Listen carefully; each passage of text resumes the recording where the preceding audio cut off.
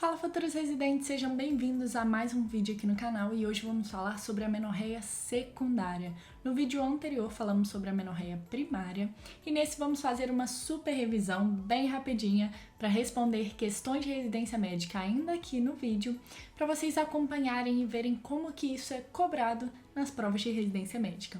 Vamos lá então. Primeiro detalhe, o que é amenorreia? É a ausência de menstruação na menacme. Ela pode ser dividida em primária, que foi o vídeo anterior, quando a paciente nunca menstruou, e secundária, que é o vídeo de hoje, onde a paciente já teve a primeira menstruação, mas está há um período sem menstruar. Período esse que são 6 meses ou 3 ciclos regulares. Existem algumas questões que falam 3 meses, mas a gente aceita aí o jeito que vier, você tem que pensar na amenorreia secundária. Beleza, vamos lá. Para vocês verem como que as questões são, já é possível fazer alguns tipos de questões só com essa definição. Quer ver?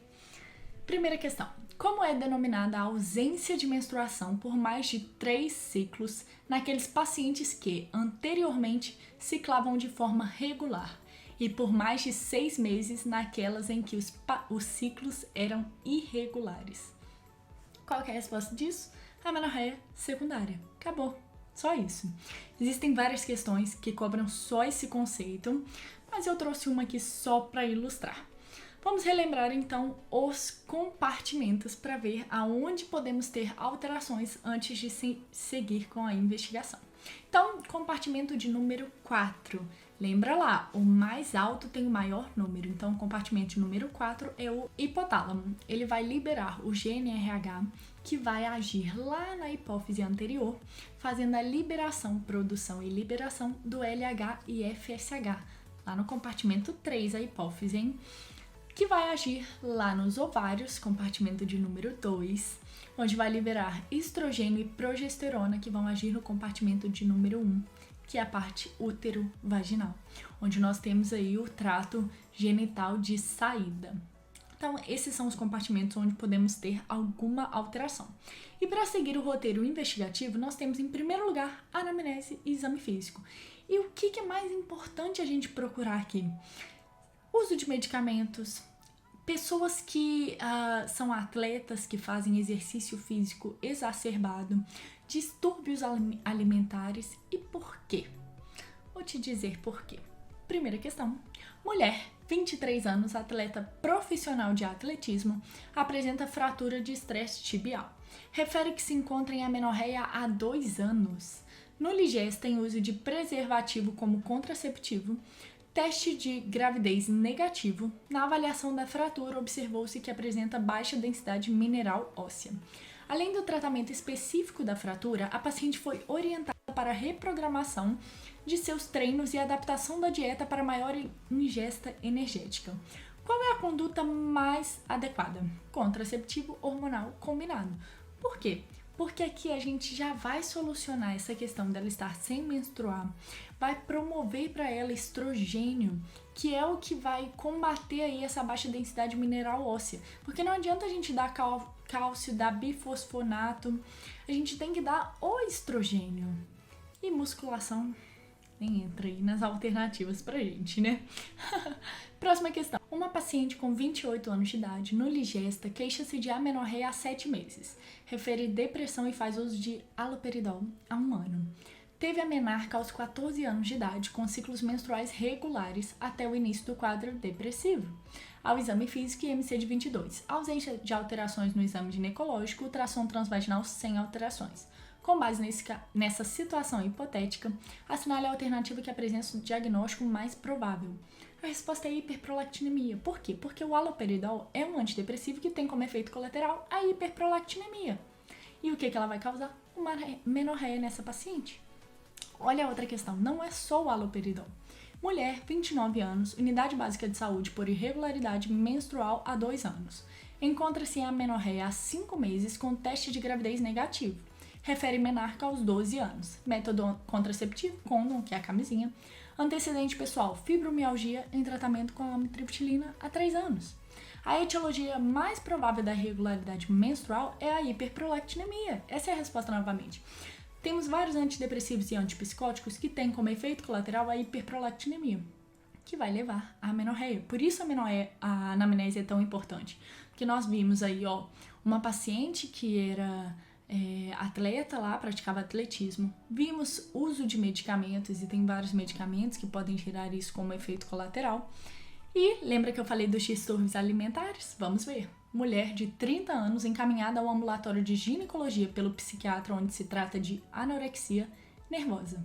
Revela não apresentar menstruação há 8 meses, não usa medicações, nega passado cirúrgico e demais queixas.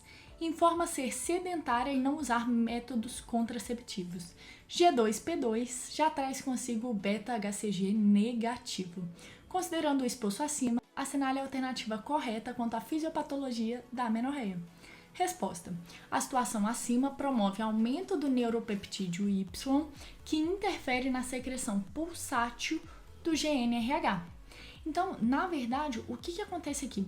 Como a paciente está com uma ingestão calórica muito severa, muito diminuída, ela resulta em uma supressão do eixo hipotálamo hipofisário. E isso vai levar à amenorreia.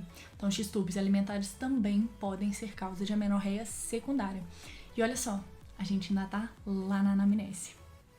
Já estamos com várias hipóteses diagnósticas para essa paciente. Mas, continuando então, passamos a anamnese, passamos o exame físico. Primeira coisa que a gente tem que fazer numa paciente que já menstruou antes, que está sem menstruar há um tempo. Primeira coisa, beta-HCG. Você não pode esquecer disso, por favor. A gente sempre acha assim, que não vai esquecer, na hora da prova você cai na pegadinha.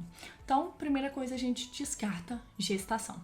Segunda coisa, vamos dosar o TSH e a prolactina. Vamos para outra questão, então. Paciente de 26 anos, G1P1, procurou serviço de ginecologia referindo estar 6 meses sem menstruar. Faz parte da propedêutica inicial, beta-HCG, TSH e prolactina. Essa é a resposta.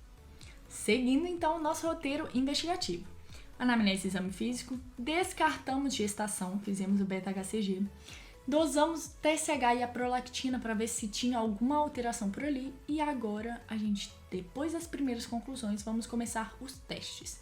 Vamos fazer o teste da progesterona nessa paciente. Nós vamos dar progesterona para essa paciente e se ela tiver o sangramento é porque era uma causa de anovulação. Se não tiver sangramento, nós vamos seguir os testes, seguir aqui a investigação. Vamos dar estrogênio e progesterona agora. Então, nós vamos simular o ciclo hormonal dentro dessa paciente. Se ainda assim ela não menstruar, é porque é uma alteração no trato de saída, é uma alteração útero-vaginal. E aí a gente vai para qualquer causa do compartimento 1. Lembra que a gente conversou? Agora, se não tiver sangramento, dando todos os hormônios, estrogênio e progesterona, então nós vamos excluir as causas útero-vaginais e vamos procurar uma causa no compartimento 2, 3 ou 4. Como vamos fazer isso? Dosando o FSH. Se o FSH estiver alto, é porque o ovário não está respondendo. Tá dando FSH para ele e ele não está respondendo. Então, é uma alteração ovariana, lá no compartimento 2. Se o FSH estiver diminuído, é uma alteração ou na hipófise ou no hipotálamo. Então, aqui nós vamos seguir a nossa investigação. E vamos fazer o quê? Teste do GNRH. O GNRH a gente não dosa, a gente administra para o paciente. Se administrando o GNRH a gente tiver um LH aumentado e ou um FSH aumentado, é uma causa hipotalâmica. Se não tiver FSH e LH aumentado, é uma causa hipofisária. Acompanharam até aí? Então, primeira coisa, beta-HCG e TSH e prolactina. Depois, vamos dar progesterona para esse paciente. Depois, estrogênio e progesterona. Dosa o FSH. Dosou o FSH, a gente descobre se é uma causa ovariana ou se é uma causa da hipófise ou hipotálamo.